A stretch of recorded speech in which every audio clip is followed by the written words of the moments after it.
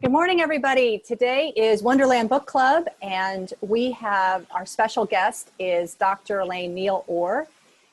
We are discussing her book, Swimming Beyond Worlds, and it came out a couple years ago. She's been on the schedule for many years, and finally we get to discuss the book. I'm really excited, and we've been Zooming since April. And we're so grateful that we can Zoom and we can include a lot of folks in our meetings, not just locally, but from all over the world. And really grateful you all are here spending some time with us on a rainy Friday in Raleigh, North Carolina. Just a note, a programming note, we are reading Dr. Jason Miller's Langston Hughes next month at Wonderland Book Club, which is the last Friday in October. If you want to know more about Wonderland Book Club, find us on the Meetup, which is www.meetup.com/Wonderland Book Club. And if you send me your email, I can also add you to my newsletter too.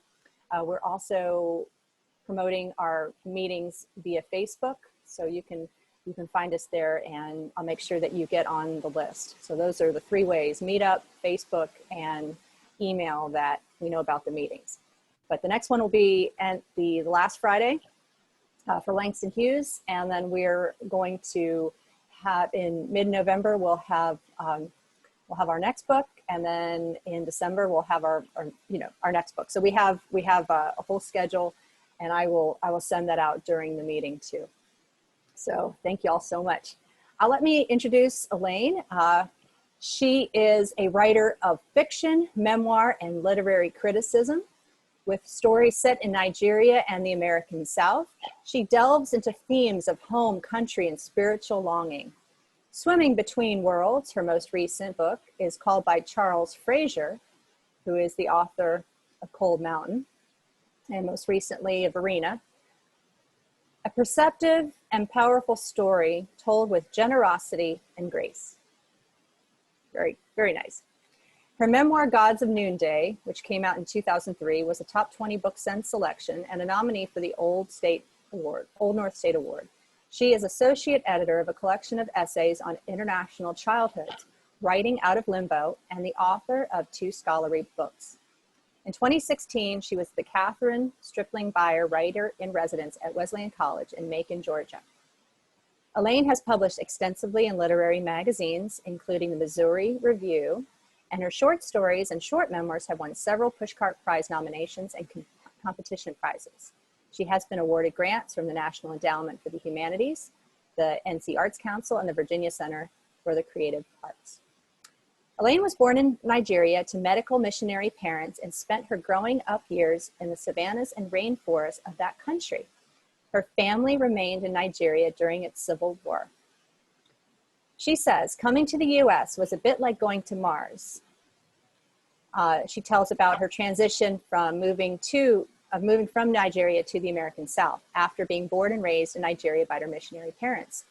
Elaine's earliest memories are of mangoes falling in the night, outdoor markets stretch for miles, women tending farms, and people dwelling in mud and plaster houses. Her American memories start in first grade with a furlough year in 1960 Winston-Salem, which is the same year that our book is. She left West Africa at age 16, attended college in Kentucky. She studied creative writing and at the University of Louisville before taking her PhD in literature and theology at Emory University. She's an award-winning professor of English at NC State, and she was my professor of memoir back in 2004, and that's how we first met. She's been a big part of my life since. I had to add that. She serves on the faculty of the low residency MFA program MFA in writing program at Spalding University. She reads and lectures widely at universities and conferences, from Atlanta to Austin, this is pre-COVID, to San Francisco to Vancouver to New York to Washington, D.C., and in Nigeria. Welcome, Elaine. Thank you so much. I really appreciate that, Alice. The best part, of course, was the memory about our meeting in that classroom on the ground floor of Tompkins I know. Or no, well, maybe we were on the first floor, not the ground floor. I remember we could look out onto the grass. Yeah, that it seems like it was longer ago and also not so long ago. It's kind of like time now. Everything is so fluid, right? Yes. It seems like everything's taking longer and also speeding up at once. I really appreciate being invited to the most famous book club in the state. I think you all are. Alice has done such a fabulous job creating and sustaining a book club. It's an enormous labor of love. And Alice does so much for us in the state of North Carolina in terms of supporting other writers. And I was so happy to be talking with her this morning about her own novel that she's beginning and starting to work on and making progress in. So thanks for having me in. I bet you were actually glad this morning that we were Zooming instead of meeting in person, and that would be driving out in the rain. So there are some good moments during this bizarre time, and this is one of them. So Alice thought it might be good for me to begin by talking about Winston-Salem, maybe why I chose to set a novel there. You've already got a little bit of a clue, and then perhaps talk some about the civil rights movement and how it figures into my imagination, or how it did figure into my imagination as I was writing the book. And I thought I might talk a little bit about history and fiction, partly from just talking with Alice, how history is employed in writing fiction and how we sometimes fictionalize when we're writing history in fiction, in a novel. So first of all, I had written 2 books. My memoir, well, I wrote these scholarly books, and I walked away from that when I had kidney disease in my 40s, and I didn't walk away from my job, but I had kidney disease, and I then had 2 organ transplants. I got a kidney and a pancreas. And in a way, I began my second life because those transplants saved my life. And I had written enough scholarly books to be a professor, to kind of go as far as I needed to go at NC State in terms of the tenure, in terms of the promotion. And so I could do anything I wanted. I could write whatever I wanted. And I'm very proud and happy to say that NC State has supported my writing creative books. They were quite supportive and continue to be very supportive of this turn in my career. So the first thing I did was write a memoir, and I began that as I was on dialysis, as I was declining into kidney failure. I guess I was writing it to make sense of my own life to myself way, and also to leave a record in case I died. Actually, a major illness can be quite, provide impetus for writing. And so after I wrote that book, then I wrote a novel that was set in the 19th century in Nigeria. And I thought I really ought to write a book set primarily in the US. I've lived here for 40 years. So don't I have anything to say about this country? And I considered where I would like to spend my imaginative time, because for me, place is perhaps premier in terms of what I decide to write. I want to choose the geography I'm going to be living in my mind as I'm working. And we had this one furlough year, missionaries to Nigeria with the Southern Baptist Church were in Nigeria 3 years. They came to the US for a year. They went back for 3 years. And so I had very happy memories of that year. And I had loved the house we lived in. We lived in West End. And I went to first grade at Runson Elementary. And so I had this kind of stage in my mind. And I thought, I'm going to write a book, and I'm going to use that house that we lived in. I'm going to write a novel, and I'm going to put a man in that house. And he's going to spend a lot of his time in that neighborhood. And that was really, truly all I knew when I started. I had no story. I only had a place, a stage. And so I thought, well, I'll also make it the year we lived there because I know how it looked. And so I did a Google search. The very first Google search I did for 1960 turned up the sit-in at the Woolworths on 4th and Liberty. And as soon as I had that, I knew what the crux of the novel was going to be. It was going to be whoever this man was living in this house, it was going to be his engagement with that moment. And that was going to be a testing moment for him. So from there, I kind of had the idea that there would be a young girl in the novel. I didn't know who she was going to be, but I actually came up with Valentine before I came up with Kate. And then it began to evolve because you have to have, a full cast of characters. Now, if you've written a novel, you know that you can't keep creating characters or you'll have to start getting rid of them. You can only keep up with so many. So, but I had to flesh out the family. They had to have parents. And then as I was thinking about Tacker, people often want to know where I got that name. My husband found it and gave it to me. He names the characters in my novels. So he named Kate and Tacker and Gaines. I did come up with Valentine, but he always gives me my major characters' names. So I was trying to imagine what would make this white young man in Winston-Salem a suitable or likely candidate to actually become involved in the civil rights movement. And I thought, oh, I know, I'll send him to Nigeria. He will have been to Nigeria, and that will have awakened him and allowed him to see the world from a different perspective. And of course, it let me kind of go home again and spend a little time there and draw on what I already know, because I was living in Nigeria in this period too, right?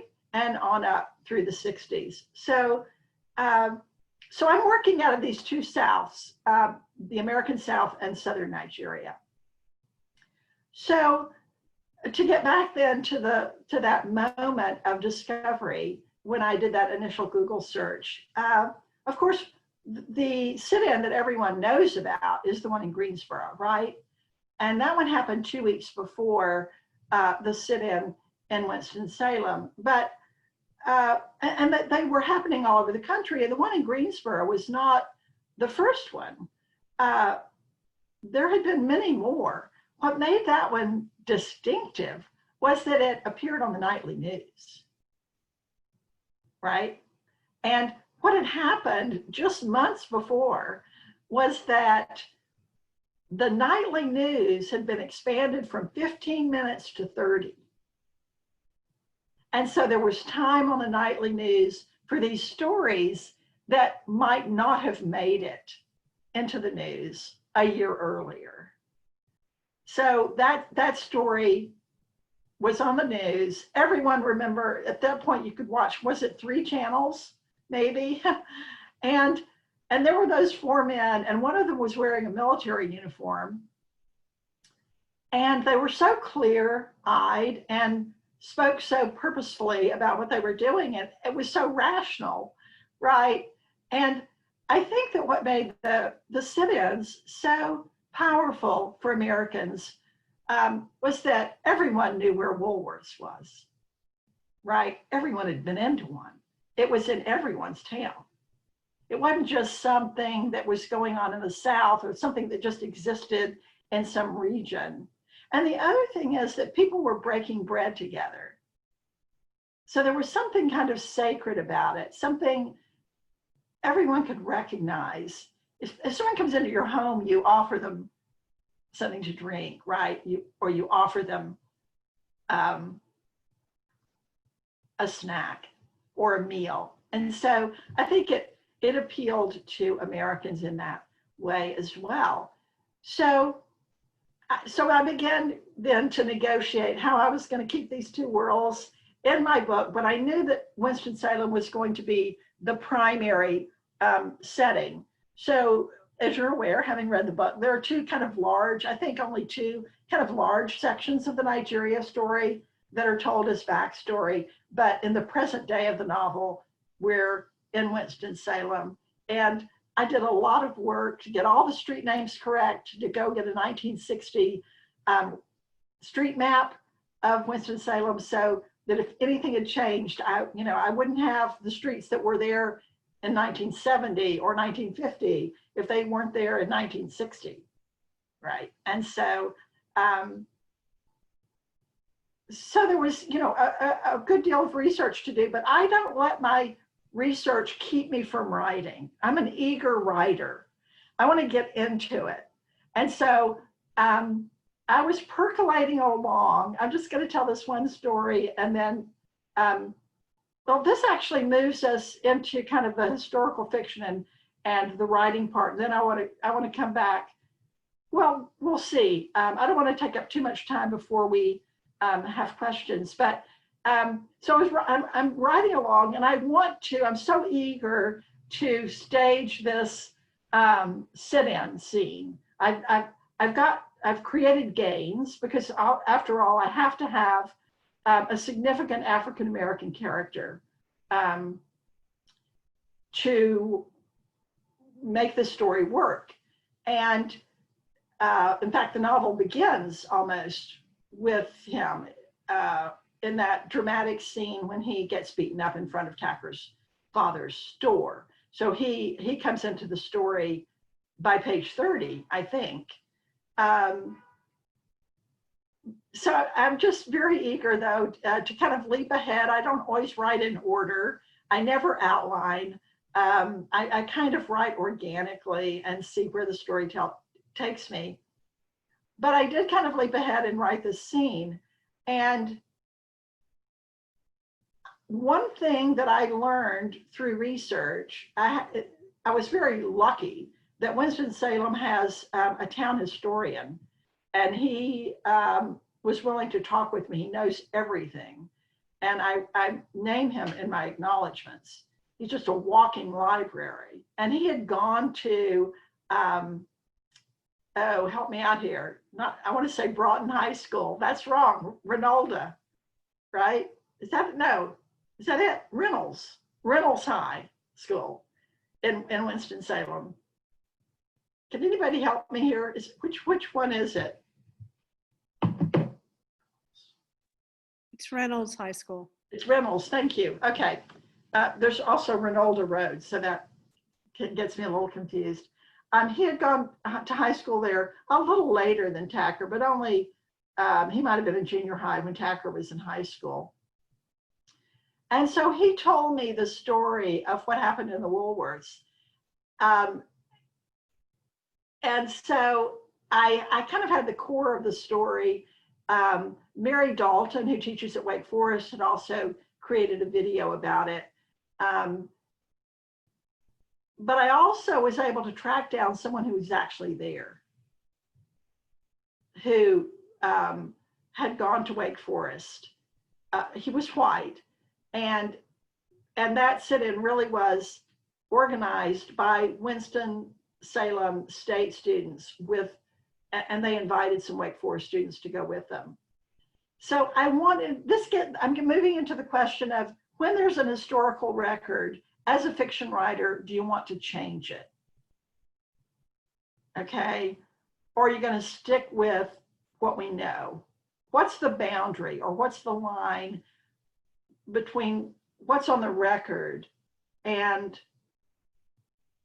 what you want to do in the story you're telling? So I knew these students had gone in together. I knew there were women as well as men. I knew there were high school students as well as college students. I knew that they had gone to the wrong Woolworths first. There were two downtown. And so by the time they got to the second one, the police had already been called.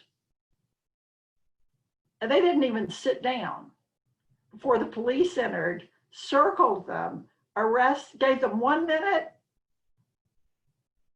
arrested them, and put them in the paddy wagons, one for the African Americans and one for the white students. Okay, so that's what happened. And I thought, do I want to put these two townies in getting arrested? They didn't. There were no town people there who got arrested. And so I thought, well, no, I don't think I do want to change that story and have them arrested. For one thing, I'm not sure I want that complication in my plot right now. What would happen to Tacker? You know, would he get to keep working at his father's store? Would they be a family fallout? So for various reasons, I thought, no, I don't want to. So in my mind, I decided I could change the store layout, and I would give it a back door, a back entrance, or at least a side entrance, so that Tacker and Gaines could slip out. And I did. And then I went to Winston-Salem, to that corner, a second time, and I found the side door. It was already there. Yeah, so that kind of illustrates a couple of things. One, I feel like when you're really doing your research and you're really doing your work as a writer, you almost intuit more than you know. And you know when it pays off like that you're on the right road. I just want to read one little thing. This is not me, but it's an encouragement that I found on Twitter a couple of days ago, posted by Dinty Moore, who is the editor of an online journal titled Brevity. They publish tiny little memoirs, like 500 word memoirs. But this is something that the writer, let's see if I can pronounce her name now, Leveline McDaniel wrote. So this is always the key. You have to write the book you love, the book that's alive in your heart. That's the one you have to write. And I don't think, for me anyway, that I know that book before I start writing it. I don't know that it's going to be the book in my heart. It becomes the book in my heart because I'm doing the work. And because I've chosen a place I want to live in imaginatively. So I've talked a bit about Winston-Salem, some about the civil rights movement and the sit-ins, and some about the line between historical fiction and, well, between history and fiction. I can go on a little while, but it is 10:25. So Alice, give me a little direction here about what you think is good. Sure, Elaine. Thank you for everything. I'm just soaking it all in. This is fabulous. Could you tell us a little bit about you? So your parents, I'm a little confused about the furlough year in Winston-Salem, and then because I thought you went back, you spent your teenage years in Nigeria. So I was. Yeah, so we went back. So yes, we went back to Nigeria for 3 years. Then we came back to the US. I was in 5th grade in Easley, South Carolina. Then we went back to Nigeria for 3 years, and I was in Atlanta, Georgia in my 9th grade. Then we went back to Nigeria. So it was, and we had been in the US when I was 2, but I have no memory of it. So my first memories of the US are from 1960 in Winston-Salem. That's when I first saw snow and daffodils and robins and the interstate. And that's the first time I saw a white world. I mean, I had seen it when I was 2, but I have no memory of it. And I was absolutely shocked at how white it was. I couldn't believe it. Because of course we were living in a segregated city. So everyone in church was white. Every church I went to was white. They were even painted white. It was just white. And the school was white. And it was just, I mean, I was born into a town of Babasha, Nigeria. At that point, it had a population of 30,000. And I would say there were 25 white people in it. So I just thought the world was black people. Of course, we didn't call anybody black because no one was black. They were Nigerians. Since everyone it's kind of like here, we don't talk about so much about, our whiteness, right? We may be becoming more self-aware now, but it was a black world. And I was not in cities. I was in more rural environments. I mean, you might say 30,000, but it was 30,000. It was a big, big African town. I remember we had a mobile oil station with Pegasus the horse. And that was like the kind of most sort of European thing in town, was that gas station. So you were 6 the first time you saw snow. The first time I saw snow, and it was really sleet. It was very disappointing. We had huge amounts of sleet that year, so I put that in the novel too. When I saw snow and was 10, I was, in love with it because we got a big snow in Easley, South Carolina. I remember we were out to eat with some friends, and it started snowing, and my father knew it was snowing, but he didn't tell us until dinner was over. And by that time, there was like 3 or 4 inches. And by the next morning, and I was just agog. We walked outdoors and there was the car covered in snow. And the next morning there was a foot of snow at Easley, South Carolina. And we played in it for days. I froze to death. One of the reasons I think that my memory, people sometimes ask about my memory and why it's so, I don't know if it's so clear, but it's so compartmentalized. I know I moved almost every year, so I know what was on TV in 1960 or 1964. And we were always here on election years. So that was the year that Kennedy and Nixon were running for president. I remember that. Yeah, your memory is fantastic. Now, what was your parents' jobs in Winston-Salem? I lost that part. So the point, of course, of there were 2 points for, maybe 3. There were several reasons for furloughs. One was, of course, that it was humane to let missionaries come home and see their families, see their mothers and fathers and so on, and siblings.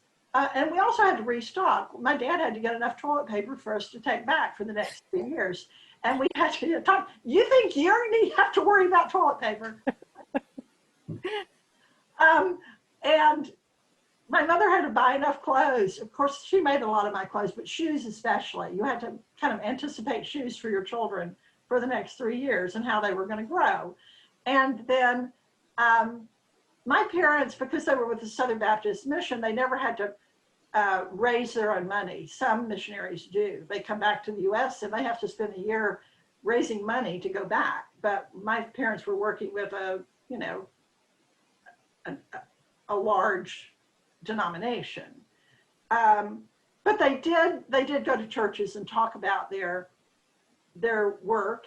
And if you grow up Southern Baptist, especially around the Lottie Moon Christmas offering, right? When that was the big time when Southern Baptist churches were raising money for missions. Lottie Moon, of course, she wasn't the first missionary Southern Baptist, but she was an early pioneer missionary to China. Thank you, Elaine. Reasons, of course, for me, coming to the US was never coming home. It was leaving home. For my parents, it was coming home.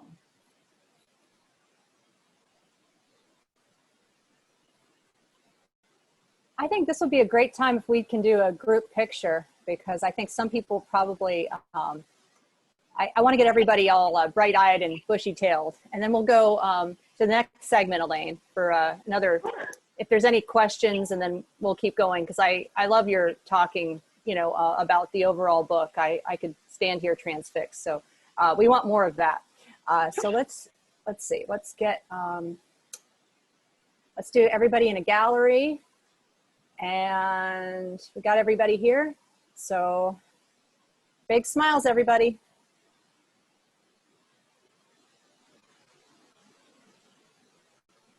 Okay, the show continues.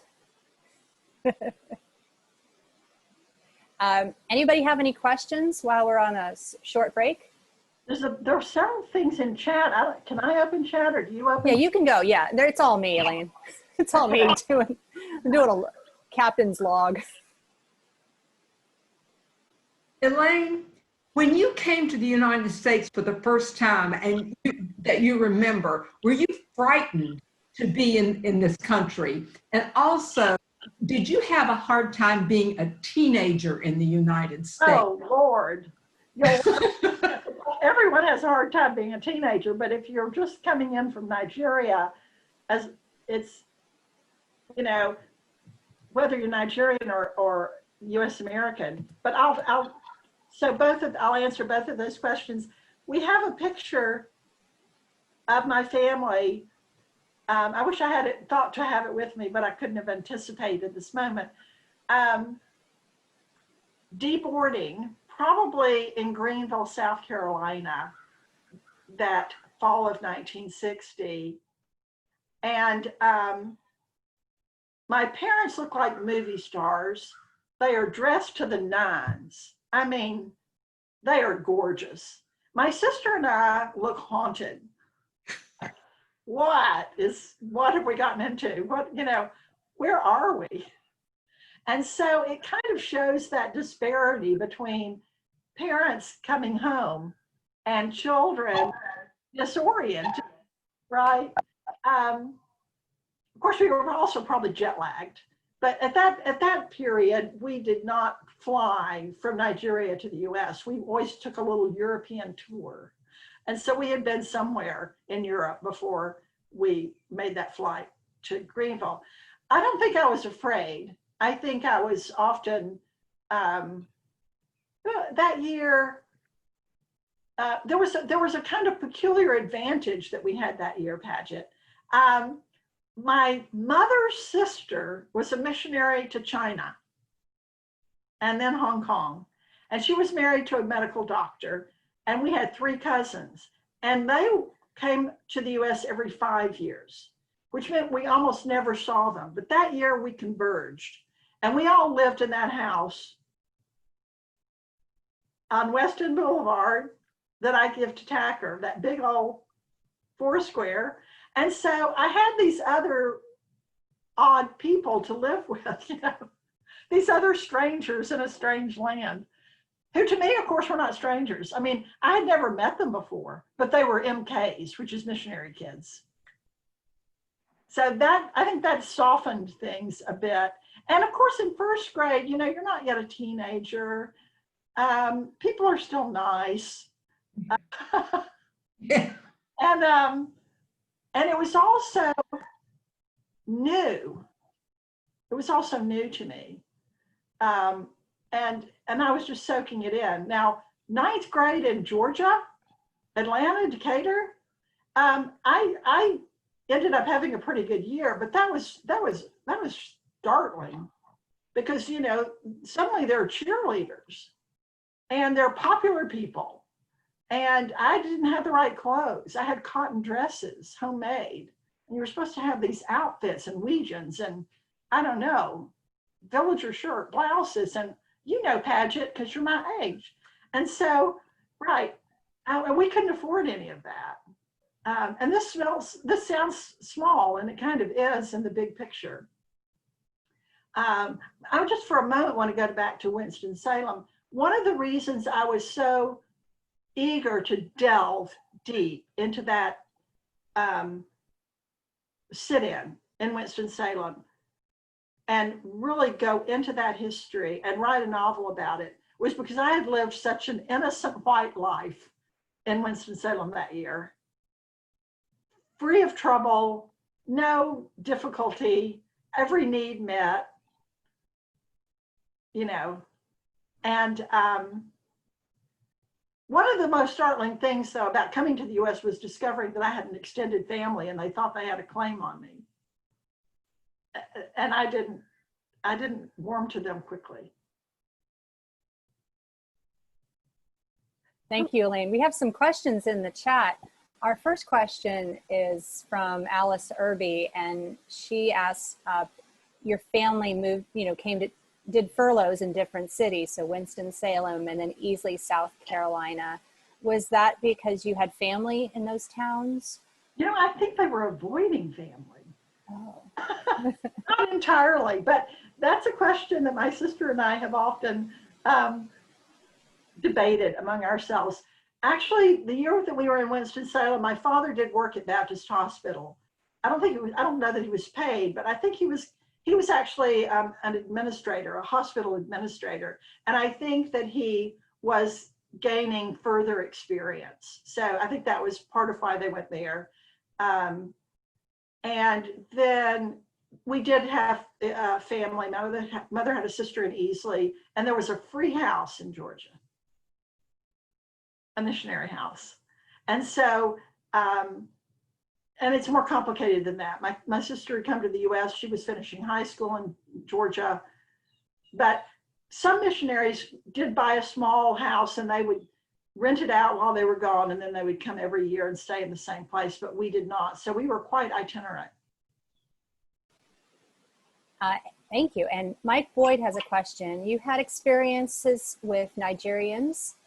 You also had experiences in the USA. What were the biggest differences for you? And I think Mike is trying to see, between American, African Americans and Nigerians. I think that's the question. Sure. So I was living in Nigeria, in a country, I was living in a country in which, again, no one thought of themselves as Black, but Nigerians were in charge. So by the time my parents got there, it was already largely, especially the South, largely a Christian country. And so all the churches were filled with Nigerian ministers. Nigerians were running the banks. Nigerians were running the government. Nigerians were running everything by the time 1960, when they gained independence and the British left. And so that, I think Nigerians naturally are very confident and very proud people. And so I was not a threat, we were not they saw Americans as another former colony of Great Britain. So we were well liked, we were just doing church work. So we were not that, we weren't trying to take over anything really. The first African Americans I was in school with were interestingly in Nigeria. So this is a little interesting turn. I went to a boarding school some of my early years, and African Americans were at that point being employed by USAID, which is an aid, a government agency that collaborated with Nigerian universities to work on soil conservation or reforestation or those kinds of projects. And so African Americans came to our boarding school. the first boy I fell in love with was an African American in Nigeria. When I got to Atlanta and was in high school in Decatur, and they had not integrated until like 3 years earlier, man, the anxiety in the hallway was so thick. There was so much anxiety that I had never experienced anywhere in my life around race. So that was really shocking to me, and I didn't know why. I could intuit these boundaries, and I could intuit where I could go or where I was welcome and where I was not. But it was a profoundly upsetting experience. So I'm not sure if I'm answering entirely, but I think the difference, of course, is the history of injustice against Black Americans in the U.S., which lends an edge to our relationships and makes it so hard for us to really know one another. Right. And then most of the slaves that were taken from Africa were from Nigeria. They were many. Yes, that's right. So There's a brief moment in Swimming Between Worlds when Tacker is driving across the West Coast and he sees this large, huge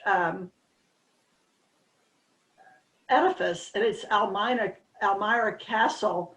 And the man who's driving him says, you know, that was built in 14 something by the Portuguese. It was a major departure point for slaves being taken to the New World. Yeah. And my experience with Nigeria is that I watch a lot of shows that have Nigerian actors, and I think they're the coolest people ever, because they talk about their cities and their families. And one of my favorite Nigerian actors is Yvonne Orji and she's from Lagos, and she's a stand-up comedian. She's on the show Insecure, and her stand-up show was an hour and a half, and she brought viewers to Nigeria to show the people, and it was exactly what you described, Elaine, in your book, about the confidence and have their quirks and the market and their haggling, and she did the whole thing. Yvonne Orji, she's amazing. But I just don't know Nigerian culture, so I'm learning it bit by bit from you. There are lots of Nigerian cultures, and the next novel I'm writing is set in the North, and it's largely Muslim, and I didn't live up there, so I'm having to do a lot of new research to learn. It's sort of like if you had set a couple of novels in New York, and now you're going to put one in Texas. Right. Okay. And she did explain. I don't know, is Lagos, is that Lagos? That Lagos. was the capital when I was there. And that's the coastal city. Okay. Major coastal city. Yeah. Is that north or south? South. Okay. Yeah. Yeah. So I'm learning, but yeah, it's like, wow, this is great. I mean, and I think Nigerian actors may take over. There's Nollywood, which is a huge film industry, like Bollywood. It's the third largest film industry in the world. U.S. and then Bollywood and then Nollywood. Yeah, Nollywood. Yeah. Well, we have a couple more questions, Elaine. We have Tim Reinhart. He's a novelist, and he's going to have his book featured at Wonderland Book Club in February, or soon. I don't think it's February, but it'll be next year. He asked, "Are you a musician? I was impressed by the flow of scenes, mixing very short with extended. It set up a nice rhythm to push the story along." That's such a nice thing to say. And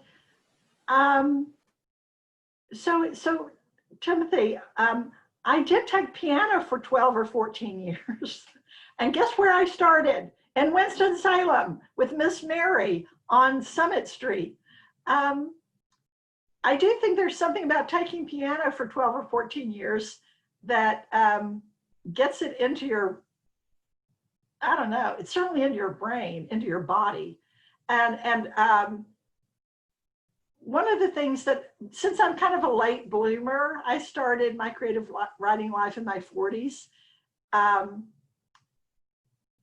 like to really emphasize that everything you've learned is already contributing to your writing. So whatever you spent those other 50 years doing, you know, is working for you.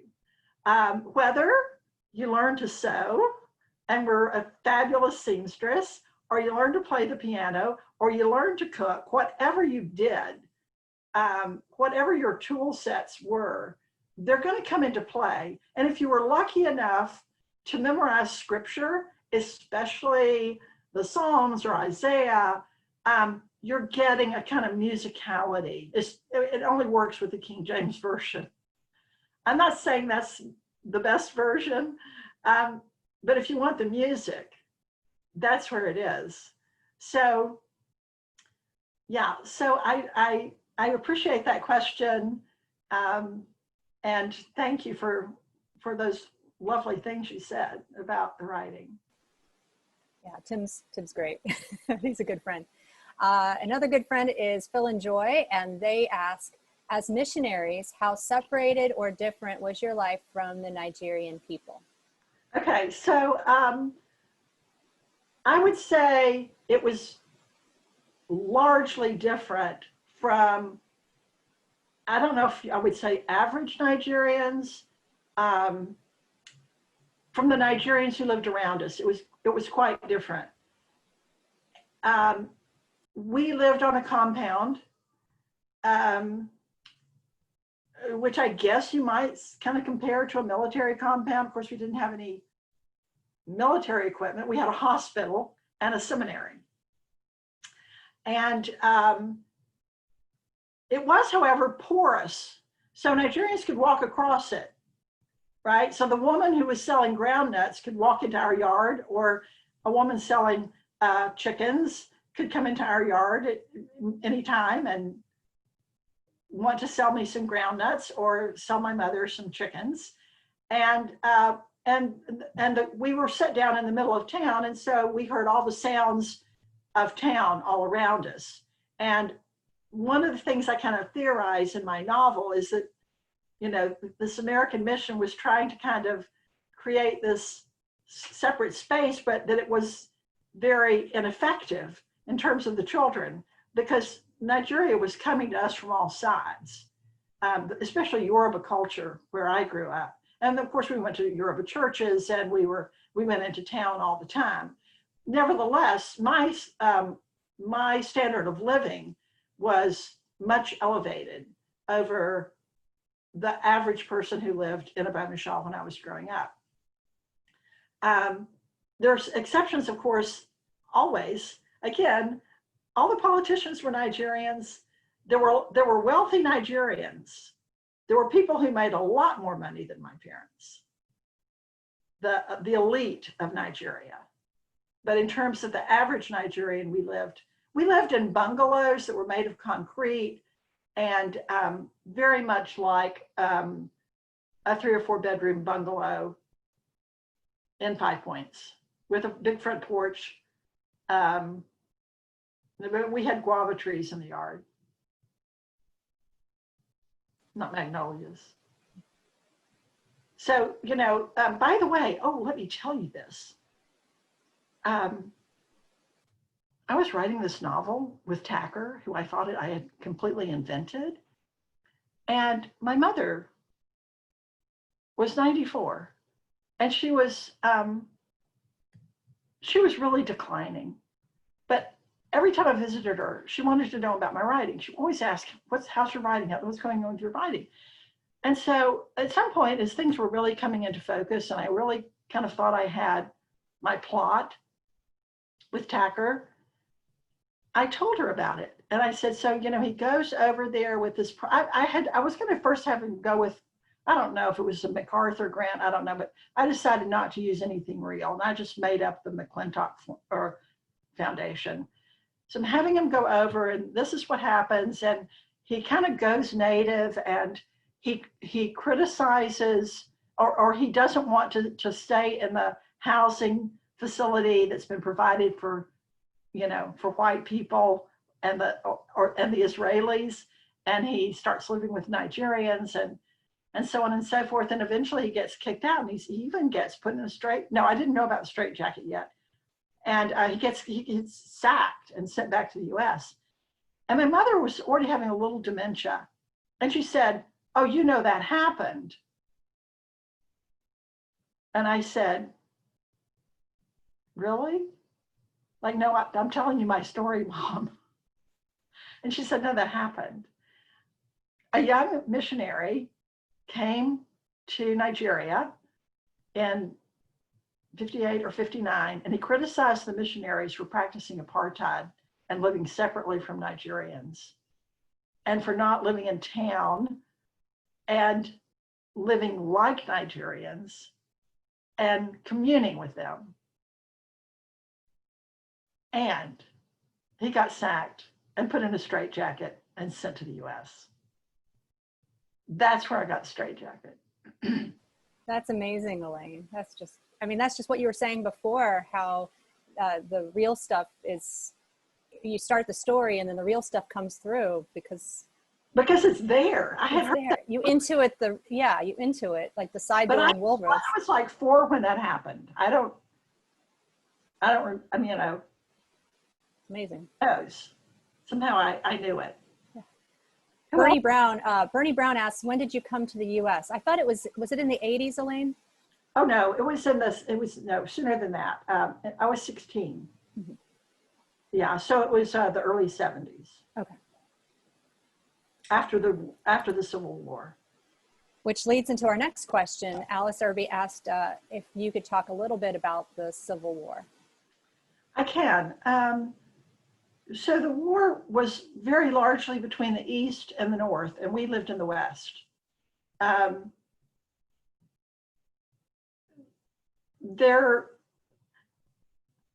don't know how much you know, you wouldn't really have a reason to know, but all African countries were created by Europeans. In the Berlin Conference of 1865, there was no African present. So the boundaries of Nigeria are entirely artificial. Yoruba people were cut up. They were in Nigeria and also in what is now Benin, but was then Dahomey. So there were, I've read different estimates between 250 and 500 languages spoken in Nigeria. When it became independent in 1960, English was the what am I trying to say? English wasn't the lingua franca, but it was the official language. But you had Nigerians who couldn't speak to one another. I mean, most Nigerians couldn't speak to one another. So it's not surprising that there was a civil war in 6 years, or a coup that led to a civil war. The British also set up the government in such a way that the three regions were competing against one another for resources.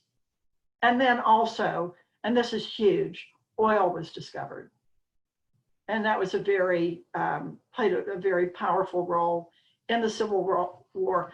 The East broke off. The East declared,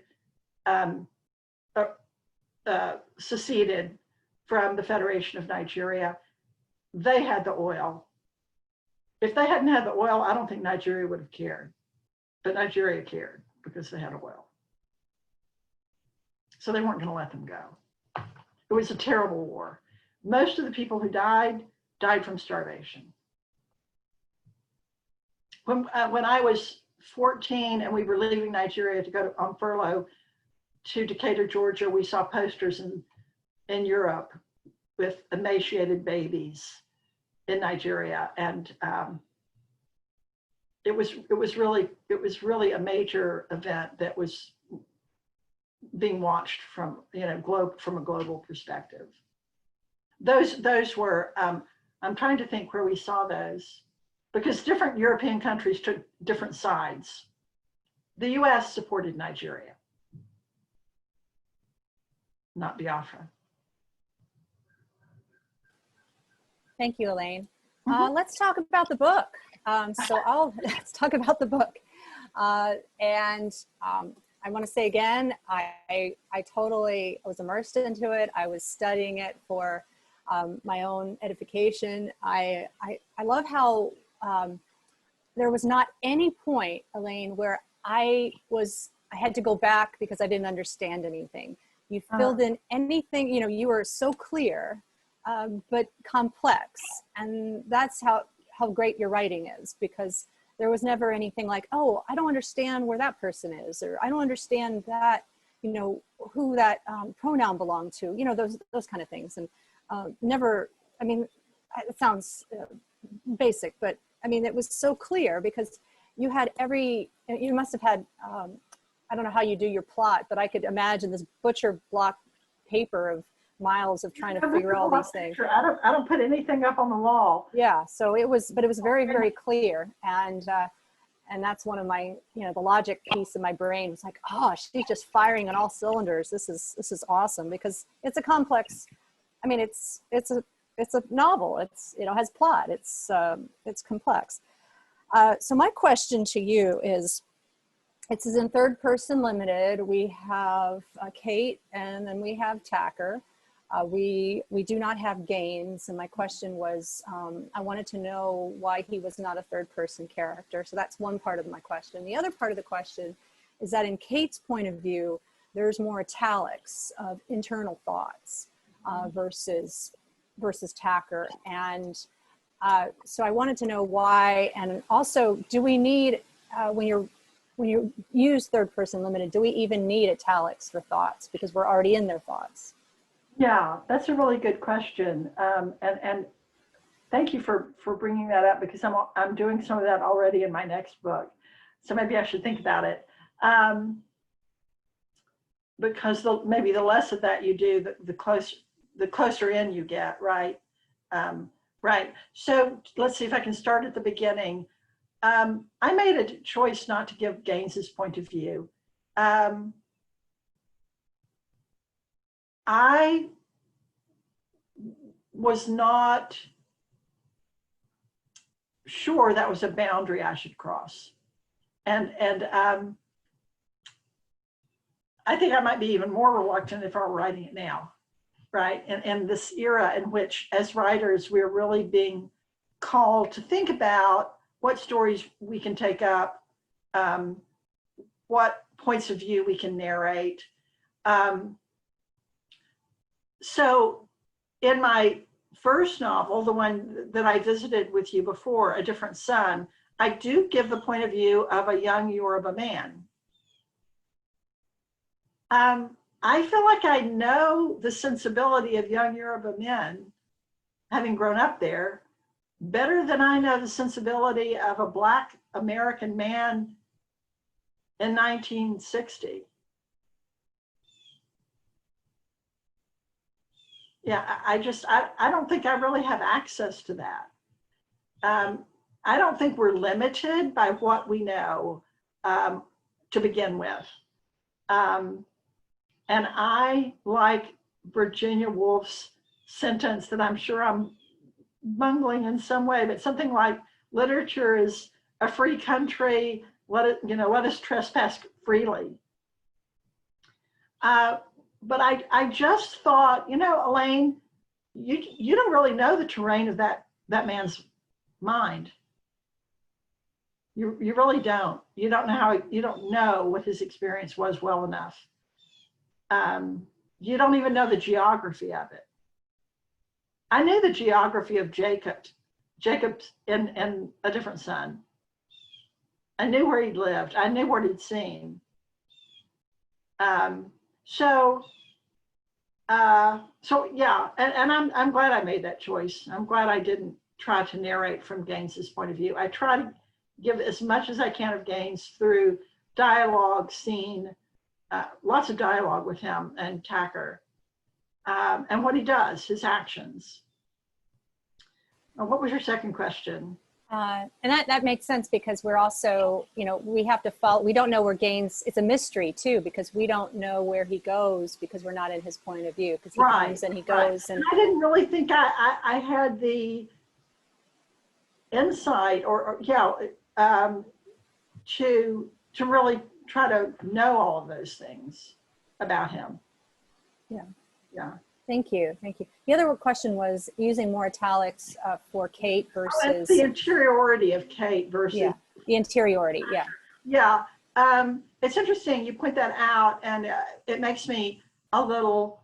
I want to keep that thought in mind because in a way it suggests that I see Tacker as a more active character, which of course is masculine, and then Kate's a more interior character. I tried to, the thing I did and this was my husband's idea, to make her active was give her a camera. I was so here's the thing, I identify with Tacker. Tacker's me. Kate is not. Because Tacker's the one who's been to Nigeria and comes here and goes, what the hell is going on, right? And that was me.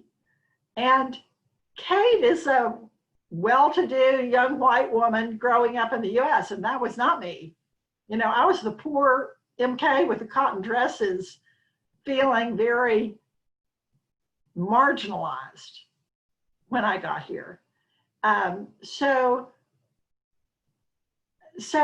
I needed to beef her up. And my husband said, why don't you give her a camera? So then, I got to choose the camera. I got to research the camera. I got to have her move around a lot. She gets to learn to develop film. She has a different kind of agency that makes her much more, I think, vital in the story. And then, of course, she's the one who survives and goes out into the world at the end and is a Peace Corps worker. So I do like the way her story developed. But at one point when I was working on her and she was kind of limp, I took all of the Kate chapters out, put them in a separate document and worked just on her. And then I reshuffled the Tacker and Kate chapters and put them back together. That makes sense. Do you think that you could do, this is a general question, do you think that you could do a third person limited without using italics?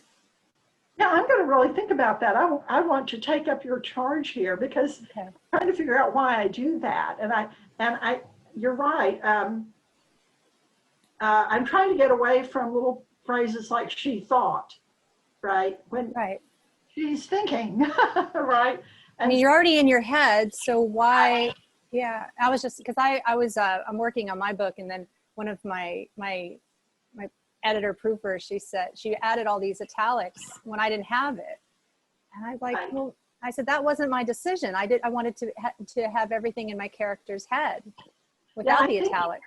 I think you're more on track, but I think we should all research this. Yeah, I think we should. Do it with how close you're in. Yeah. And, right. Sometimes with my current character, there's a little bit of kind of mysticism in the current book I'm writing. I don't know if it's mysticism, but there's certainly a mystery. And sometimes she thinks she might be hearing something, like a voice. Mm. And the reader, you don't really know if she's hearing it or if it's in her mind or if it's kind of being spoken from something somewhere else. So that would be different. Right. And, yeah. Yeah, I think, that's, I wanted to, you're not really known for your humor. It's there, Elaine, but you had me laughing out loud with the whole scene of the birthday party, Brian's birthday party. I adore that because you wrote it and you surprised me how funny it was. Thank you. Yeah, I'm trying to get funnier. But so thanks for your encouragement. I had written that scene and a friend said, just take it all the way, really press that, go for it. And that's why we have writing groups, by the way, so people can tell us to go for it. Yeah, I need to keep going for it, you know. Yes, you do. Keep pushing the limits of what I think I can do. Yeah, I love that scene. That was one of my favorites. And how Valentine, I feel she's a mystic. I don't know the page, but it's on the left side of the book. And it was right when Frances passed. And it was when Valentine says, oh, you can go catch her in your motorcycle. And yeah, but she's flying low to the ground. And I got a total chill. And it reminded me of, I don't know if you were channeling Willie Nelson's song, Angel Too Close to the Ground. Oh no, but I love that thought. And that was, that's Willie Nelson's original. And, you know, he does a lot of, mostly covers, or not covers, but he takes songs from songwriters and makes them his own. But he, that was a Willie original, and that's considered one of his deepest, most poignant songs that he wrote. Angel Flying Too Close to the Ground. I've written it down. Yeah, it's just, but yeah, I thought, wow, Valentine, what a deep thinker. But in that line, I was like, you really learned so much about her. And then the bathroom situation with Black housekeepers, I never thought of that. And I don't understand why why couldn't you use the powder room down, I didn't understand. Could you elaborate a little more? Oh, well, that was just typical. White homeowners who employed a Black maid would either in their original plans for a house, or if they didn't originally have one, they would add it onto the carport, an outdoor bathroom. And in that case, it wasn't heated in the winter. African Americans did not use the bathrooms that they cleaned. African American women did not. That was typical. It would have been very rare for that not to have been the case. Now, in other parts of the country, I don't really know, but in the South. And then also, as I learned in Winston-Salem, African American women, there were some clothing stores that they could shop in, but they couldn't go in and try on the dresses. They could go to the store, they might be able to enter and look at them or have them brought out to look at on the sidewalk. They had to buy them before they tried them on. Couldn't try them on. And if they were in a store like a Woolworths, they couldn't use the bathroom. There would be a separate, behind a curtain, there would be maybe a chamber pot or something like that. They couldn't use public restrooms. And you know about sundown towns, and you know about right. Americans couldn't stay in motels and all of that. Yeah.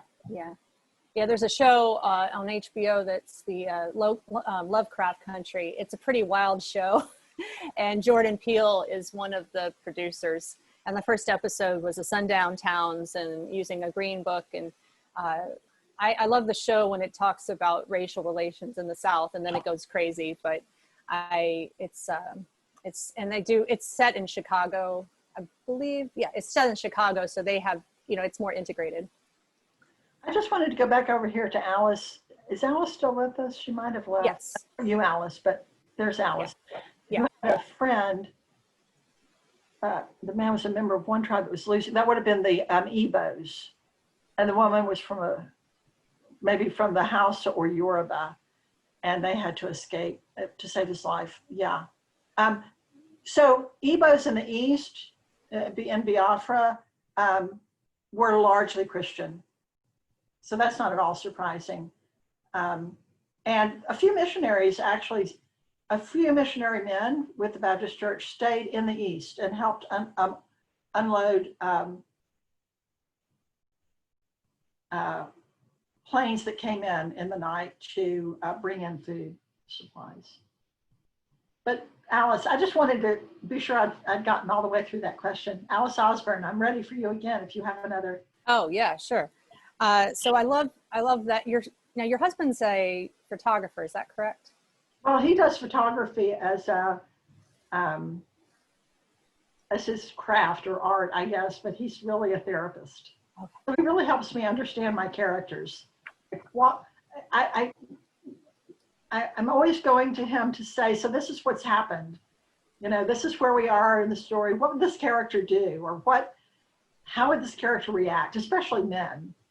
But, right. And I loved his suggestion of the camera, because that was absolutely perfect. And I love photography. So I was enchanted, and I love the whole darkroom process. And but the one thing that really struck me was how direct, I believe it's in the reader questions too, how direct the conversations were between these two young people in 1959, 60, how Tacker says, stop jerking me around. And he's so honest.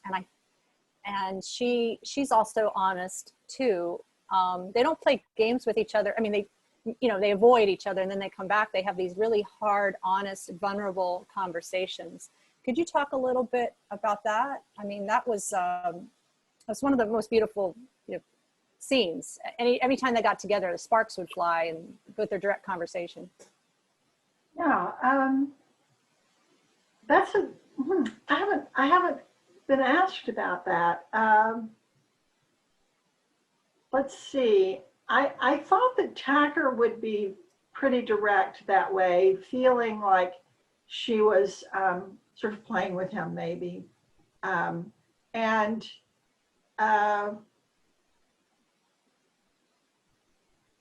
So I guess I thought that was fairly realistic, although you're right, couples often play so many games with each other and aren't that straightforward.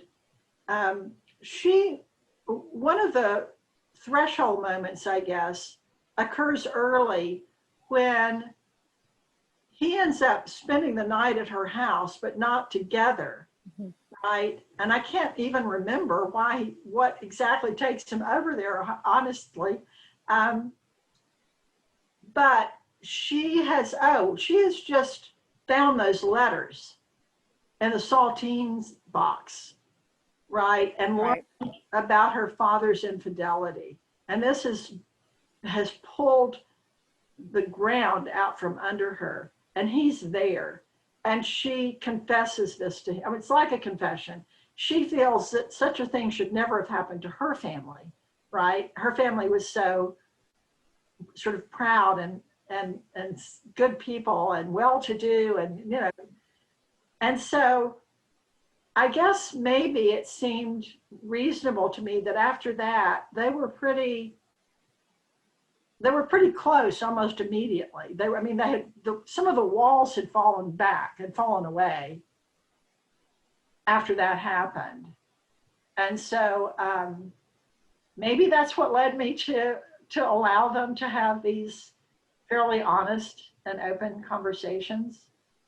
And I think that Tacker wouldn't abide by being with a woman who was not like that after his Nigerian experience. Yeah, I mean, he wasn't going, the young woman he had, the girlfriend before that he tried to call up, and she was kind of putting him off on the phone there at the beginning. He wouldn't have been able to be with her very long, I don't think, because he had to be with someone who had suffered a great loss as he had. Yes. They're both made vulnerable by what's happened to them, by his being sacked and sent home in disgrace, and she by losing her parents, and then learning this secret of betrayal. And it reminded me of how creative people talk to each other. You don't know someone very well, and maybe you've read a writing or a poem from them, and then you get together and it's this combustion. I mean, I didn't know Pat Conroy, and we had maybe a 2-minute conversation, and I went real deep, and it was amazing. but I felt like I could do that, and he accepted what I said, and it was this. I think with creative people, and Tacker's creative with his drawing, and she's creative with her artistry of the photography. So I think it was the creative souls getting together and going really deep, and then scrubbing out the nonsense. Yeah. So I don't know if you intended to do that, but that's where I felt, and you did it such a beautiful job, Elaine. So I wanted to commend you for that. And the last question I have, and I hope other folks will jump in about the book, is the nature of water. I just edited a memoir about water, and water can be life, it can be disease, it can be death, it can be something that separates people, it can be something that brings people together. And one of your themes is water. So I'd love for you to talk about that. It's big in all of my writing. I grew up swimming in this sort of astonishing river in Nigeria. And we would visit the Atlantic Ocean too in Lagos, but it was really the river that I swam in growing up. And I write about that a lot in my memoir, Gods of Noonday. So, but you know, water, there was a lot of water when I was doing dialysis too. I was doing this dialysis at home where I was entering all this fluid into my body, and then it would collect all the toxins out of my body, and then I would flush it. And so, as you said, water can be, it can be positive, it can be threatening, it can be life-saving, it can be all kinds of things. And so,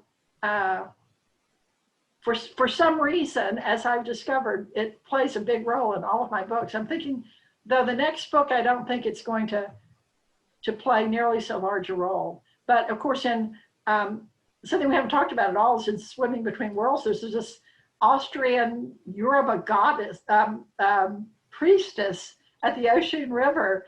And I went to the Ocean River growing up. We didn't swim in it, but yeah, all those monkeys and that woman, Suzanne Winger is her actual name. She's a major world artist. Oh, wow. So it was just very powerful in my youth. And so it trails me. He's haunted by her, but he has limited interaction with her. Yeah. With Anne, correct? Yeah. Is that right? Right. Yeah, I think that's what I made her. Anne Becker, yeah. Limited reaction. And she's married to a Nigerian. Right. But she doesn't know that because he only sees her by herself. Yeah. Little sticky. Let's see, we have a question from Carol Winter. She says, would you have written the book now in light of the summer of the events with George Floyd? Over 50 years have passed. Right. So, Carol, good question. And I thought about that a lot. And one of the reasons that's one of the reasons I'm glad I didn't try to give Gaines's point of view. I feel like I kind of knew it then. I kind of knew it when I was writing that that his story wasn't really my story to tell from his point of view. But there's still troubling there's still aspects of the novel that could be troubling to a reader, I suppose. I'm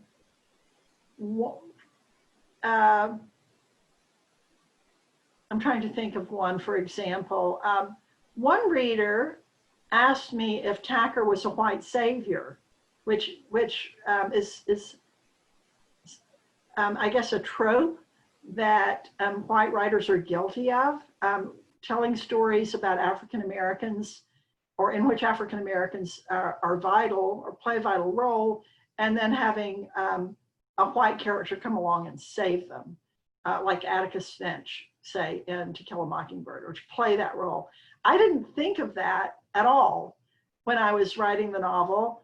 And I was talking to Alice about the end of the novel. What I was aware of when I was writing, because we already had the Black Lives Matter movement. That was already happening, not to the degree that it has this summer, but it was already occurring. And it was because of that I decided at the end that Tacker had to die and not Gaines. I couldn't kill Gaines. His life mattered. He had to survive. And if someone was going to die, it had to be Tacker. It wasn't going to be Valentine either. So I felt like I kind of anticipated the way things were moving. And of course, not every reader's happy that Tacker died. So As I said to Alice before all of you joined us, when my son, who's now 38, was about 12 and was watching a movie, he turned to me and said, they always kill the black guy. They kill the black guy first. He's like dispensable. And so that was at work in my mind. Carol, I hope I would write it. I might write it in a more enlightened way. I might be more sensitive to some moments in the text. I might do a better job. You know, what I have to do now is try to do the best I can with the next one, which, as you might have guessed, still has Nigeria and the US, but guess what? It's set in Raleigh, and the North Carolina Museum of Art is in it. And the curator of African art is a white woman. And a big question of the novel is where should African art be? Who owns African art? Oh, I love that. Oh. How close are you still in the middle of your work in progress? Well, I made a lot of progress this summer, but I have not finished a rough draft. I would say I'm maybe 2/3 of the way to a rough draft, but I'm in the middle of the semester, so I'm not moving at the speed I was in the summer. I hope I'll finish it maybe by June or July, the draft, and start revising. It's are you under contract? I love writing, and so it's the best place to be. Are you under contract with your publisher? Not for this one, no. And I'm kind of grateful because I don't want a looming deadline.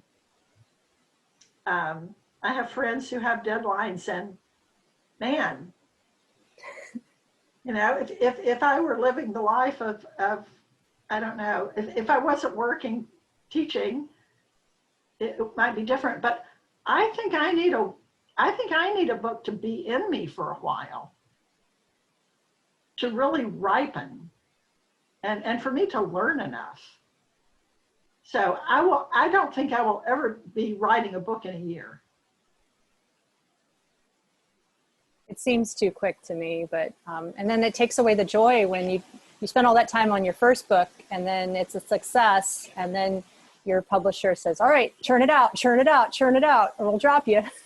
I just, my publisher knows I'm not that, I can't. They would like to have another one as soon as possible, but they'll get it when I have it. Cool. All right. So let's see. I'm going to put to the gallery. Anybody want to raise their hand and unmute themselves and ask a question? You all are so game. Wow. Elaine, I just wanted to mention that you just bridged the gap between conscience and convention so beautifully. Not everybody realizes what a hero Tacker was or how courageous he was in that era. Now everyone speaks out, but not everyone spoke out at that time. You could risk your life, your family, and I think your interaction between Tacker and his father just spoke volumes about that era and what he was risking by speaking out. And you did that so beautifully. Thank you so much, Paget. And I hope it was realistic or plausible. Aristotle said, wasn't it Aristotle in Poetics? The story doesn't have to be possible, it has to be probable. Yeah. Yeah, so I thought that by making him, two things. I thought that by making him kind of a hero in his own town, someone who has thought very well of himself. He's had everything. He's been the town hero. So on the one hand, he's very self-assured and confident and capable, and he has a certain physical prowess, right? But on the other hand, he's been humbled. Yes. Yeah, and he's known what it feels like to almost lose everything. So I thought that combination might make him both courageous and also a little bit, you know, he is a young man, a little bit of a risk taker. Mhm. I didn't see him as a savior, though. I just saw him as a young man who wanted to do what was right. Yeah, I hope not. That was not my intention, but of course, as a writer, it doesn't matter what your intention is. After the book's out there, readers get to tell you. So that has really only come up in one conversation. And interestingly, this was in a book club called, the African Book Club. I don't know if it's but it's actually a group of white and African-American readers in Durham, and they read African writers, and they consider me an African writer. And it came up in that group, and one African-American woman said she really liked Tacker because he was such a great hero in the novel. And the other African-American woman said, I don't think he was a hero at all. But she wasn't really, she was just saying that he was kind of like, I mean, I think that she saw him more as an accidental hero or something. But it was interesting that they disagreed on sort of how heroic or not Tacker was. So I'm not even sure they were talking about the white hero phenomenon so much. But I've thought about it because it's, you know, it's come up in conversation, not necessarily in relation to my book, but kind of in the way that Carol was asking about now in terms of what we write and how we write our characters. But here's the thing.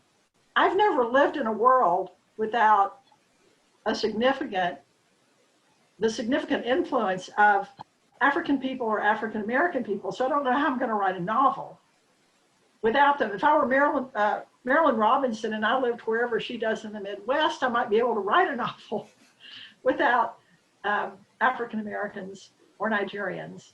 But that's not where I live. So it's just going to be something I'm going to have to continue to work on.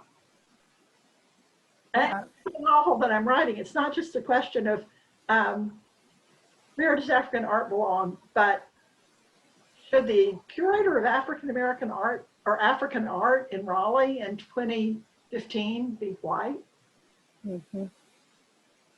We don't have any African American people who are African Americans who hold significant positions of sure. If you look at the staff at the North Carolina Museum of Art, there are no African Americans. I'm sure they're there because there's. Did you all know that there's a tunnel between the two museum buildings? No. There is. Wow. I know. So cool. I got to. That is cool. Yeah, when you go over there and you're writing a novel and they let you in behind the scenes, you find out that the museum, there's all this underground. And the museum is so much bigger than you knew because there's all this behind the scenes that you never see. Fascinating.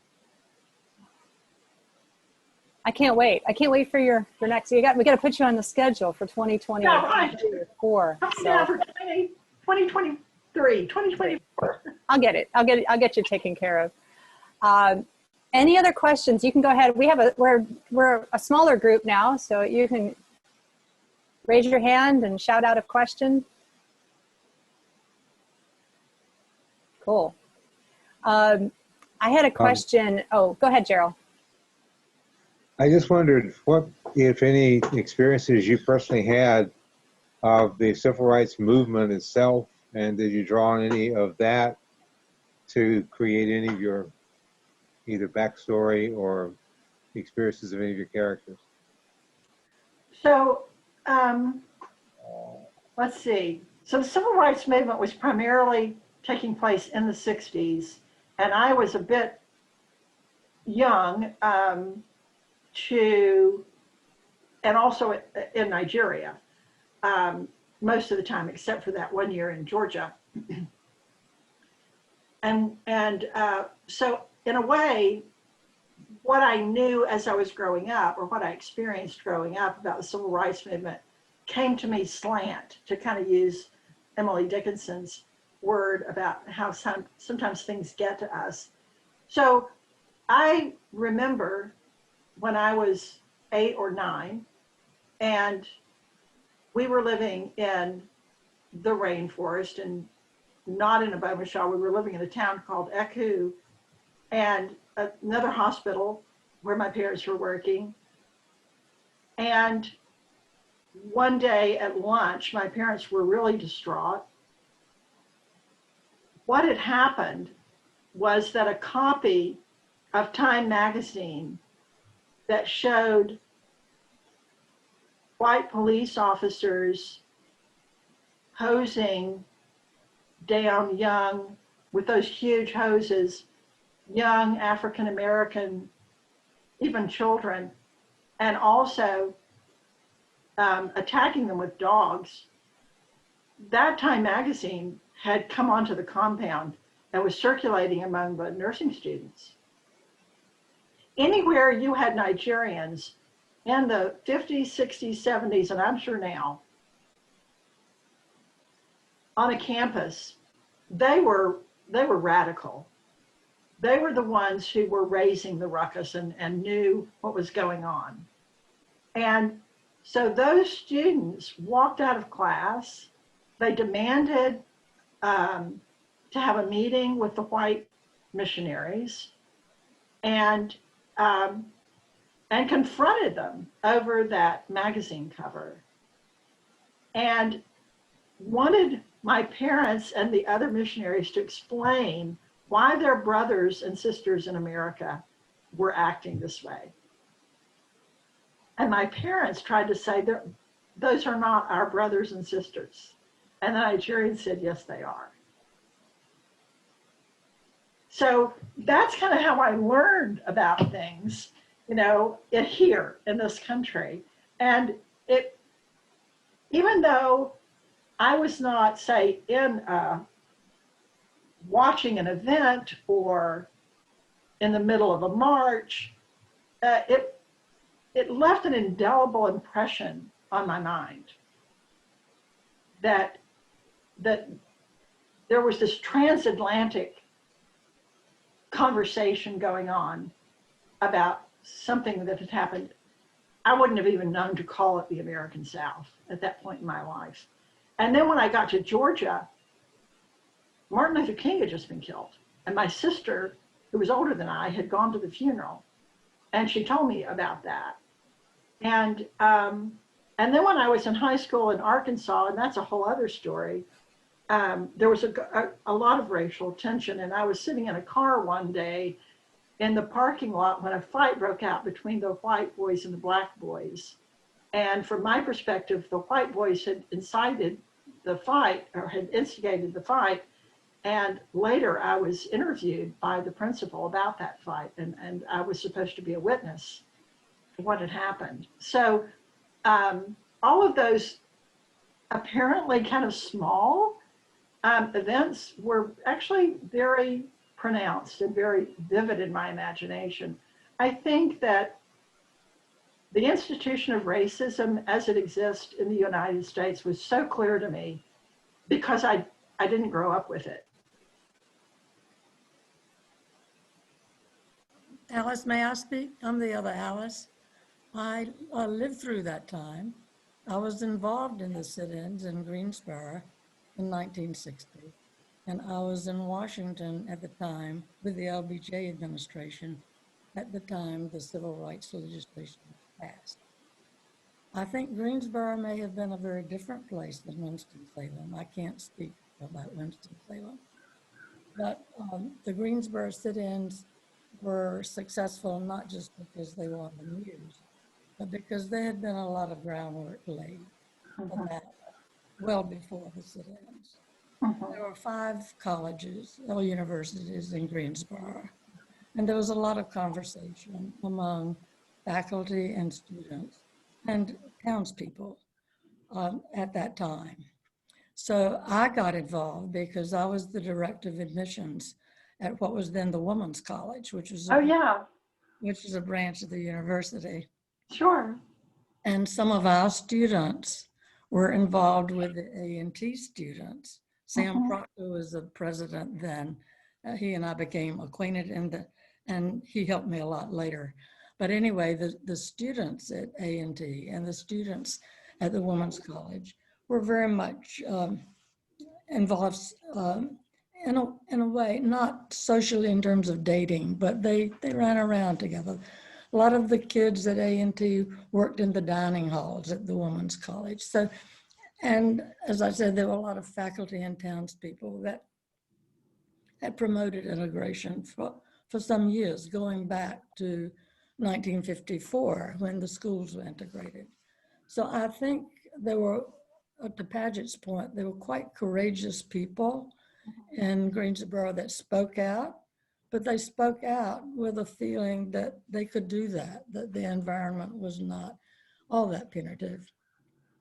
The environment was not all that what? It was not punitive. It was not going to kill them. You know? Right. They were not, in speaking out, I think many of them did not feel that they were risking their lives. Right. They were, in effect, supporting, and that's what happened to the kids at the Women's College. They had broken the honor policy by participating. They weren't actually at the counter, but they were involved in the movement. And Right.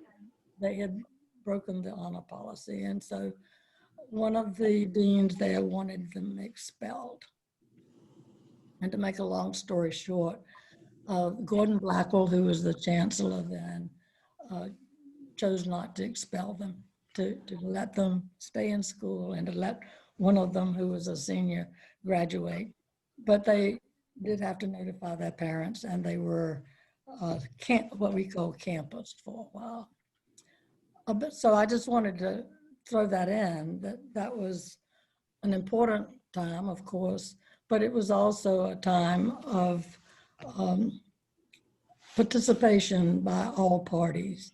And Greensboro had already integrated a couple of things. I think the school board of the town council was integrated. I was involved with a woman who had integrated, or who had helped integrate the YWCA.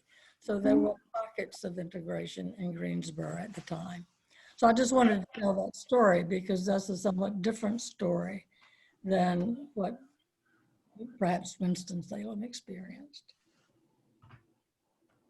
Well, I think that Greensboro was probably a model for many other places.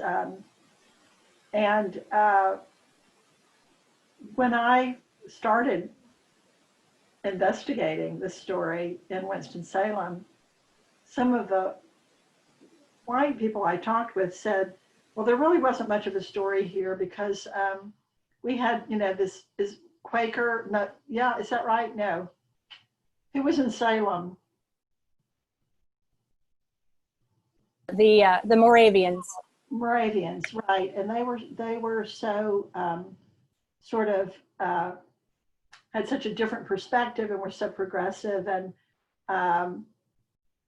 And basically I was told that Winston-Salem dealt with everything so beautifully and harmoniously.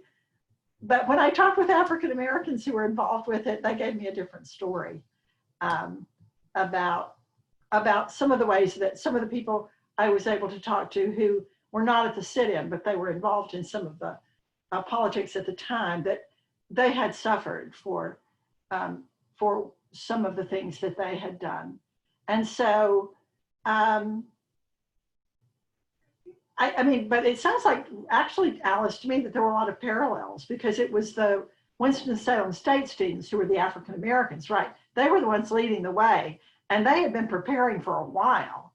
And so they invited the Wake Forest students, and then, and some of the Wake Forest students, they had faculty then who were quite they were following what was going on. And it was the faculty who sort of helped to save them. Yeah. After that event. And they also, their parents were told. The one man that I talked with, the white student at the time, but now not, I can't, trying to remember his name, it's in my acknowledgments. He said he was he was just a complete, a total racist, I think he said. Just came from a very racist background. And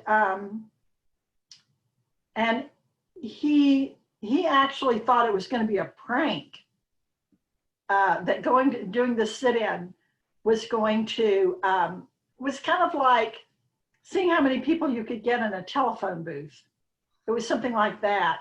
And then when it happened to him, it changed his life and completely opened his eyes and transformed him entirely. And he became a completely different person. So I think sometimes I have to correct myself when I'm teaching about the civil rights movement. And I say, of course, really got underway in the 60s. And I think, no, it didn't get underway in the 60s. It got underway a lot sooner than that. Yes, African-American yes, it communities. did. As a matter of fact, one thing I did. They had their, they had newspapers, they had all these means of communication, they were organizing, there were all kinds of things that were happening. It just wasn't coming up into white lives yet.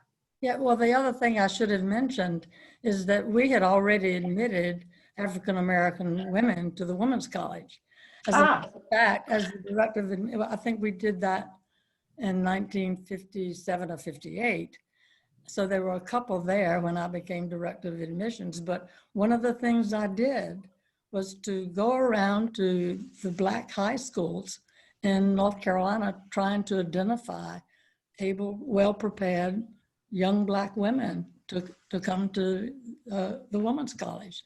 And so I think certainly that university, perhaps Guilford, which was a Quaker. Oh yeah. They were already right. African-American students. So I was a student at the Women's College in the 50s. And I remember the conversations with the students at Bennett about this, the Supreme Court decision. Wow. And we were talking among ourselves before that decision came down. And of course, we celebrated that when it came down. So things were moving at least a decade before. Exactly, all through the 50s. Sam Proctor, who was the president at A&T, was the... Right. I mean, it's not like Martin Luther King just sprang up. No, he didn't. As a matter of fact, Martin Luther King's dream speech was first made in Rocky Mount, North Carolina, before he went to Washington. So things were just bubbling around, right. For a decade before that. And of course, the way that Wake Forest College at the time integrated was by admitting an African. Yeah, right. Their first black student was an African. Somebody asked if the Women's College was now UNCG. Yes, it was. Yeah. There was the Consolidated University from about 1933 to 1963, and it was made up of Chapel Hill, NC State, where you are, Elaine, and the Women's College. And the reason it was a women's college is because, the reason it was a women's college is because they would not admit women to Chapel Hill Estate. So right. I know it's so shocking to me every time I'm reminded of how long women could not go to NC State.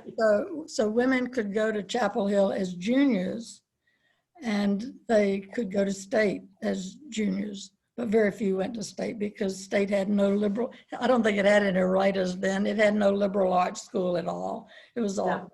Yeah. So all of that changed in the early 60s, about 1963, when all of the schools were integrated. And then the university expanded to include more than just the three.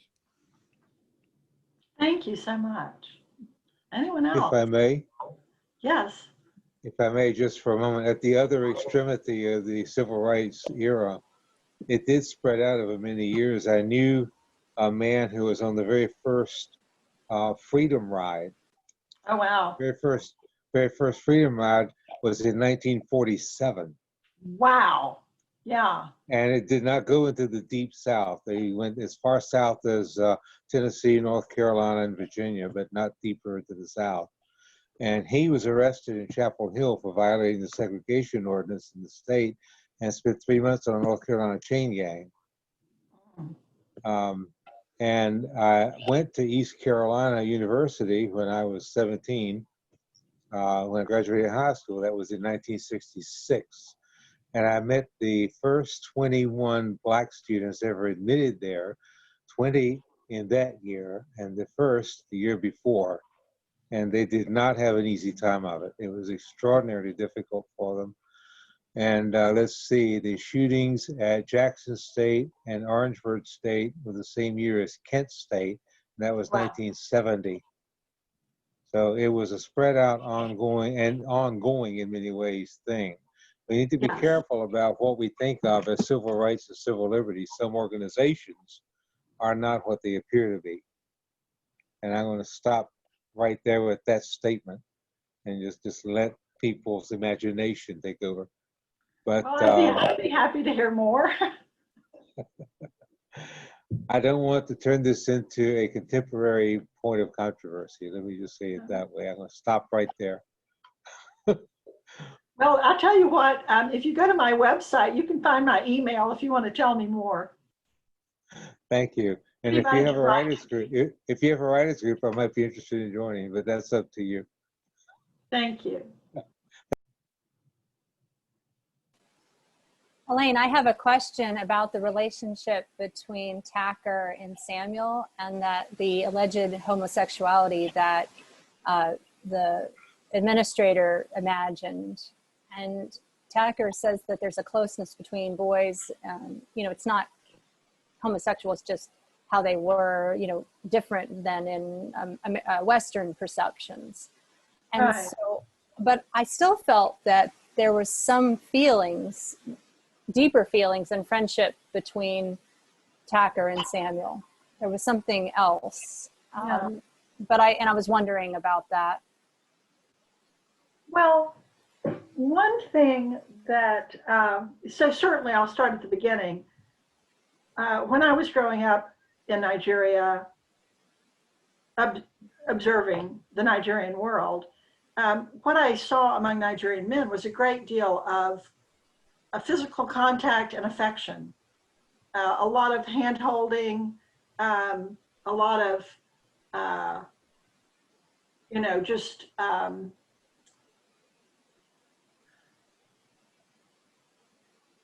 less boundaried than we might expect to see in the US. Maybe I should say, especially in white culture. That's where I've lived predominantly in the US.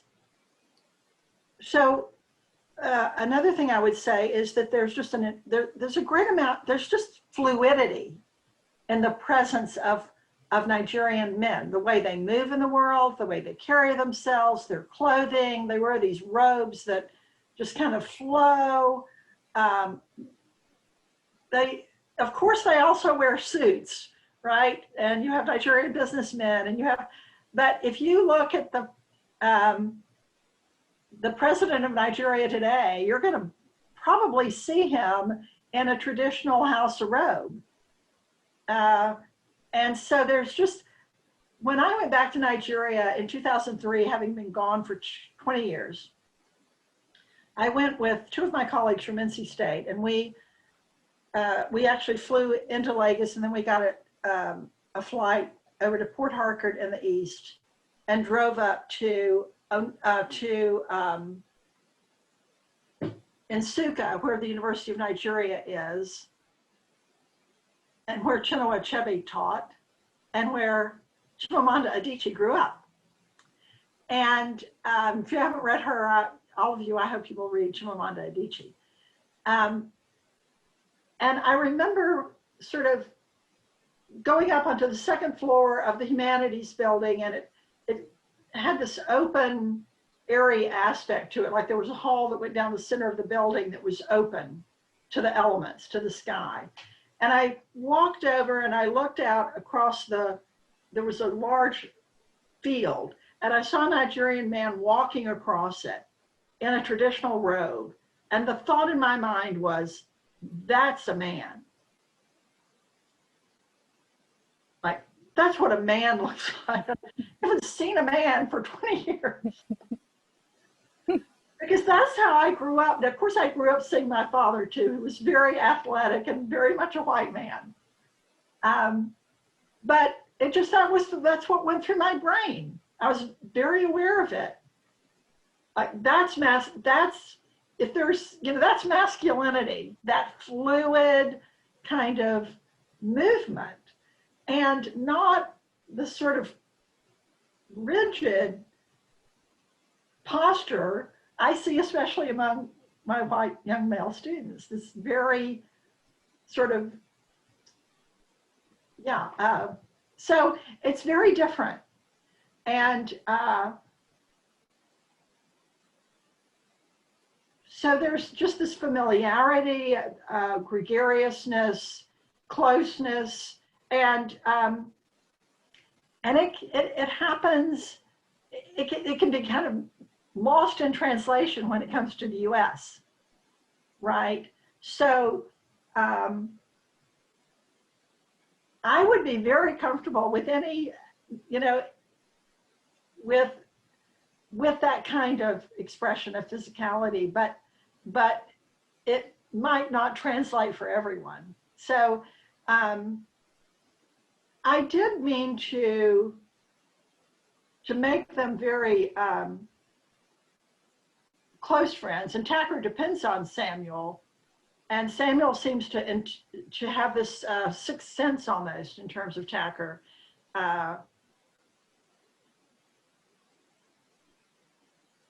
But they're not gay, right? Yeah, and in fact, when I was writing my first draft, some of my readers said, Elaine, everyone's going to think they're gay. There's, you got to pull it back. So it's actually reined in some. Yeah. Thank you.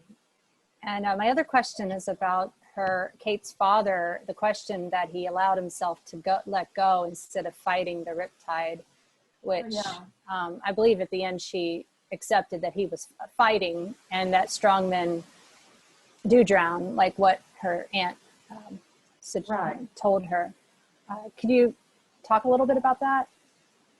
Yeah, so that was a scene that, and that whole question of her father was one that I had to work on a lot, because I'm sort of walking a tightrope there. It has to be both plausible that he would kill himself and plausible that he didn't, that it was an accident. And I had to try to create in the reader's mind the belief that it could be either way. So that Kate really does wonder if her father left her by choice, and left all of them or not. And she really suffers from that idea that he might have chosen to leave them. But I'm kind of like you. I mean, even the writer doesn't always know the absolute truth about the characters. But I tend to think he drowned. Me too. Yeah, but I mean, why would you? It didn't make any sense. And then I had another question. I mean, this was more of a logical thing. They had a beach house, but they were in a hotel. I guess it was it's a different beach. But I was wondering why didn't they stay at their beach house if they went to the beach? am I not remembering something about my own novel? Yeah, because I was curious, like, well, they stayed at a hotel when he drowned, but later that's where Brian lives at their beach house. Oh, that's right. Yeah, I think they're at the Outer Banks. Yeah, they are. They're at the Outer Banks always? Is that where the beach house is? I can't remember. I can't remember either. Um, I didn't know where it was. That's a good question, and I think maybe my editor could have suggested that it would have been I'm trying to think if there would have been some problems that I would have had to work out if they were at the beach house. There was something about that little motel that was very appealing to me. But Yeah, good question. sure. Yeah, I was like, oh, well, that's interesting. And Yeah. that's where my mind goes. And oh gosh, I know we're running toward the end. I think that was one of, I think those are the last questions. I just really like the sibling relationship between Brian and Kate, and how they're not, it looks like he's avoiding family at the beginning, but then he comes in later, and he has, you know, the whole scene with the cake and the ice cream, and how he really pulls her in close at the end. He saves her life, basically. And I just thought that was, you did that really, really well, the sibling Thank you. relationship, and how he knew about the affair before she did. Right. That was, Yeah. she was so afraid, oh, I can't tell my brother. And he was like, yeah, I knew. So one thing that as writers, and I'm struggling with this right now, that, you know, we have to, again, think about is how many characters we're going to bring in. And I can think, well, I don't want to create another character, or I have to create a whole other character. Mm-hmm. Sometimes you really have to have one. I mean, she's already lost her father and her mother, right? And she there has to be someone there for her to be, again, for it to be plausible that she has, especially enough grounding when Tacker dies, that she can survive. And I really got into him, and I liked him a lot, even though he's a pretty minor character. I wouldn't even say I guess he's three-dimensional, but if he is, it's because of that trip to the hardware store. And yeah, which really gives us an opportunity to see him a little more. And that one scene that you did, well, it wasn't a scene, it was a sentence. And you said after their dad died, he stopped carrying his books to school. It's like, oh yeah. That was, I mean, Tells you a lot, doesn't it? Sometimes. Yeah, that was enough. That was enough for me to get the character. Yeah. And I remember what I was going to ask you. It was what her mother's request of the letters right on her deathbed, say the no letters, burn. And of course I would, you know, think that was the letters in the saltine box. Yeah, they are. Yeah. I know that one. I was like, I was like, oh, it's coming. But yeah, that's so realistic, because I mean, she kept them, but then she kept them away, and you know, that makes and a place that was hers, the pantry, right? Yeah, the pantry. Well, we're right at the end, everybody. So I wanted to thank Elaine for her time and talents. And this was I'm sorry I couldn't bring cake the last time I brought cake. You brought cake. So let's go ahead and unmute ourselves and give Elaine a nice round of applause. Thank you all so much. Appreciate it very much.